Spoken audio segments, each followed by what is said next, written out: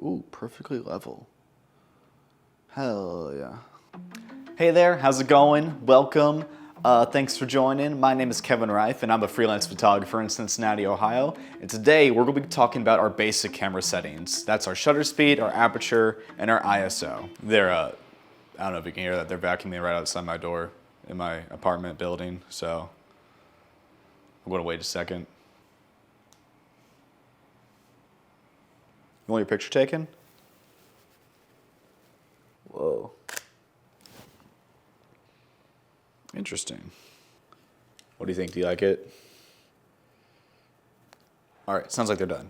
So anyway, this video is going to be for people who are really new to photography. Maybe you just got a new camera, you kind of want to learn the settings as you start learning how to do photography, or how to take pretty pictures. Or maybe you've had a camera for a while, but you've been kind of nervous to go off that auto setting. Well, today we're going to help you out. All right, before we get into the actual camera settings, let's do a brief explanation of how a camera actually works. So essentially, a camera is just a light-proof box. So kind of imagine this as if it's your kind of top-down view of a camera. So within this camera, there is a sensor. Let's make that our sensor. If you're using a film camera, this would be your film. And like I said, it's a light-proof box, but there's a door right here called a shutter. So let's just do kind of that. And that will open and close. In front of the shutter is going to be your lens. So let's just do one of these. Looking like a camera already. Within the lens, there's something called an iris. We'll just kind of do like one of these. And that will be like an opening, letting in more light. So you're probably seeing the theme here. Shutter opens up, exposing the sensor to the light. The iris also has an opening that exposes the sensor to the light. So here, let's say we have a subject we want to take a picture of. Let's do this. Let's do this very well-dressed gentleman right here. Very dapper. So if we're taking a picture of this guy, basically all the light that's around here, all the light is going into the lens here. And that light is going past the iris's opening, past the shutter, onto the sensor. And the sensor is processing that image. So basically, if you think about it, the camera kind of works like the human eye does. It's letting in light, the lens is kind of like our eye, and then the sensor is kind of like our retinas. And then I guess you can call the SD card your brain.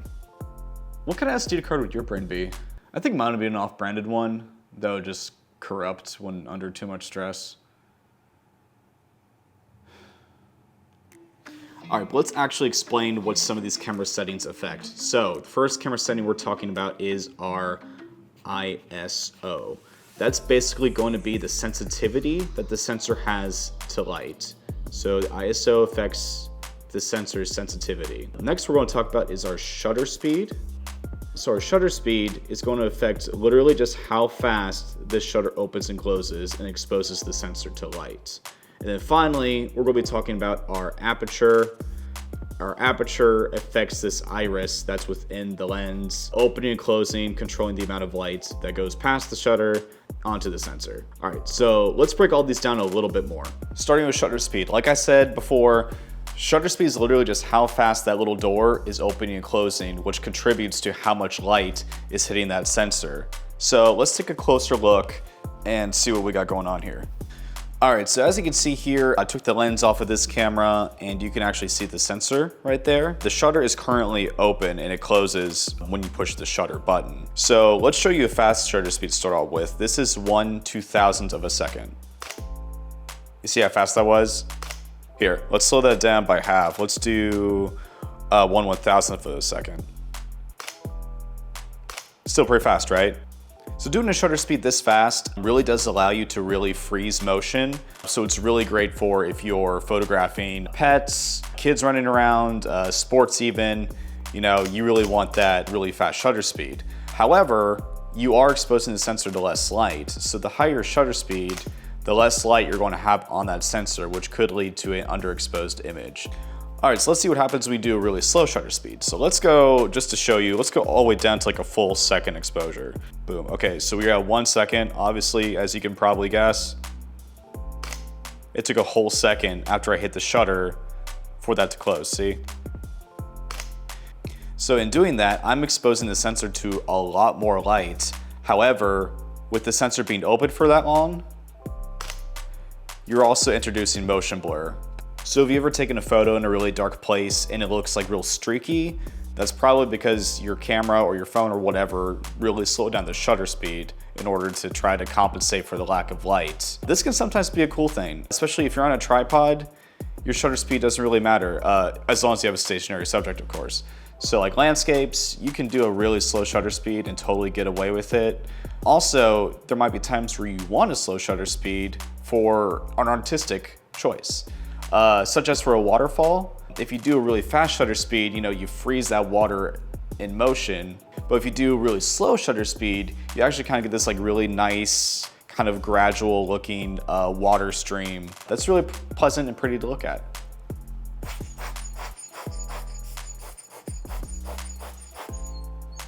So just as another example for shutter speed, you can see how fast this fan is moving, the ceiling fan. And we're going to take a photo of it at 1/30th of a second and a photo of it at 1/1000th of a second so you can see the difference.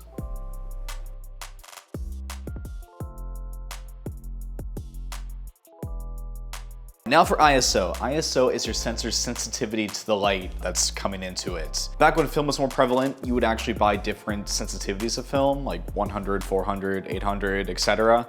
But with digital cameras, we can actually control that ISO. All right, so first I'm going to show you a picture of this bird taken with an ISO of 100. So this is going to be the cleanest looking image. I'll explain that in just a second.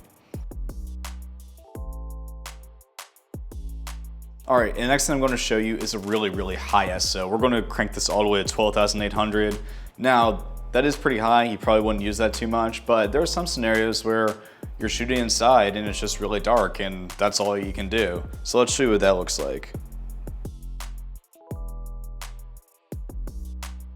All right, so if you can tell from the pictures, that ISO at 100 is a much cleaner image. You get the really nice bokeh, it looks very smooth, buttery, but if you crank the ISO too high, yes, you get more light, but you start introducing more grain in the image, that's what we call it. So if you ever take a photo with your phone and like skin textures just kind of look off, it almost looks like pixelated in a way, that's what we call grain in the image, kind of like a sandy look almost. So the nice thing about mirrorless cameras is you really can crank that ISO higher than we could with DSLRs back in the day. I remember with my first DSLR, I really couldn't do anything above 800 ISO or it was just completely unusable, like really, really bad. So don't be afraid of it, but try to keep it as low as possible. All right, for the last setting we're going to talk about today, that is aperture. Now, I would argue that this is the most important setting to get right in your camera because this is really going to affect how an image looks. So as I said before, aperture is controlling the iris that's inside your lens, right? And we measure the aperture through things called f-stops. So if you look at this lens right here, this is a film lens. Also love this lens, by the way. You can get an adapter to put this on digital cameras. I highly suggest people do that. It's just a lot of fun and this is pretty cheap too. So here we go. So this is at f-stop 1.4. That is wide open, right? Now let's turn the aperture up to 16 since we have an aperture on this. All right, so that's f16. You see the difference? So yeah, we're opening and closing that iris in there. So this is letting in the most amount of light. We call this wide open. And this, as you can see, lets in a lot less light. You just have that little pinhole kind of in the middle there. So what's the point in doing that, you might ask? Well, aperture really controls the depth of field in an image, right? So when you're shooting wide open, you're letting in tons of light, but your background is going to be completely blurry. It's going to have, which is nice for some images. Like if you're taking a portrait, you might want to shoot at a lower aperture. So you get like a really nice kind of bokeh, as they call it, in the background. It's very, very buttery, very kind of smooth looking, out of focus. It really draws attention to the subject. Now, there are scenarios where you probably don't want the background completely blurry, right?